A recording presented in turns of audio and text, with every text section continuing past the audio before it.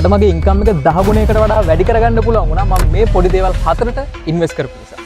Number 1 your sleep. ඒ කියන්නේ ඔයාගේ නිින්දට හොඳට ඉන්වෙස්ට් කරන්න. ඔයා හොඳ නිින්දක් ගන්නවා කියන්නේ ඔයා හොඳ රෙස්ට් එකක් ගත්තා කියන එක. ඔයා හොඳ රෙස්ට් එකක් ගත්තා කියන්නේ ඔයාගේ එනර්ජි ලෙවල් ඊළඟ දවසේ වැඩි, ඔයාගේ මෙන්ටල් ක්ලැරිටි එක ඊළඟ දවසේ වැඩි. ඔයාට වැඩට හොඳට ફોකස් කරන්න පුළුවන්. අල්ටිමේට්ලි ඔයා වැඩ හොඳට කරනවා කියන්නේ ඔයාගේ ඉන්කම් එක අනිවාර්යයෙන්ම ග්‍රෝ වෙනවා කියන එක. Number 2 ඔයාගේ ෆුඩ්. මෙතනදී පොඩි කැල්කියුලේෂන් එකක් තියෙනවා. අපි හිතමු කවුරු හරි කෙනෙක් පැයකට රුපියල් 1000ක් හොයනවා. අපි හිතමු එයාට එක මීල් එකක් ප්‍රිපෙයාර් කරන්නත් යන්නේ පැයක්.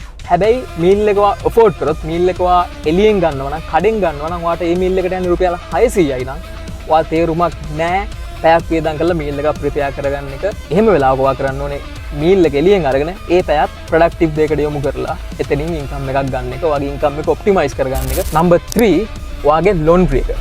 මොකද ඔයාට හොඳ ඉන්කම් එකක් තියෙනවා නම් දැන් ලොන්ඩ්‍රි එකක් ඔෆෝඩ් කරන්න පුළුවන් නම් රෙදි හොදන්න කෙනෙක් ඔෆෝඩ් කරන්න පුළුවන් නම් ඔයා ඒකට ටයිම් එක දාන එක කොහෙත්ම තේරුමක් නැහැ. Number 4 cleaning and ඔයාගේ ගෙදර වැඩ. ස්පෙෂලි ඔයා ලොකු ඉන්කම් ලෙවල් එකට ඇවිල්ලා ඉන්නවා නම් ඔයාට ගෙදර වැඩවලට කෙනෙක්ව ඔෆෝඩ් කරන්න පුළුවන් නම් ඒක අනිවාර්යයෙන්ම worth it.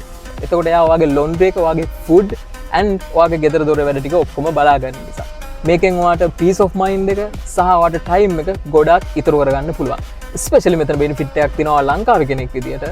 ඔයාට ලොකු ගාණක් කියන්නේ නැහැ relatively ලෝකෙත් එක්ක බලද්දී එහෙම කෙනෙක්ව ඔෆෝඩ් කරන්න. එක්ස්ට්‍රා පොයින්ට් එකක් ඩ්‍රයිවර් කෙනෙක්ව ෆෝඩ් කරන එක.